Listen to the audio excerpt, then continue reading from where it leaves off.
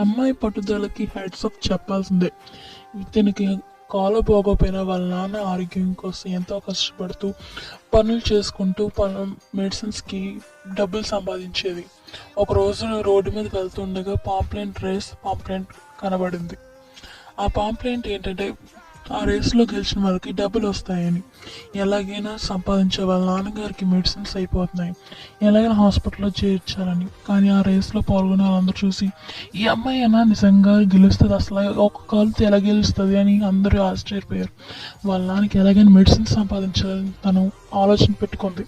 తను అలాగే ఎంతో కష్టపడి తను అంత పోటీగా పట్టుదలతో ఆ రేస్ని ఫినిష్ చేసి ఆమెని గెలుచుకొని వాళ్ళ డాడీకి ఆపరేషన్ చేయించింది. ఇలాంటి అమ్మాయి పట్టుదల మనం చూసి చాలా నేర్చుకోవాలి. ఇలాంటి మన జీవితంలో ఒక పట్టుదల కలిగి ఉండాలి.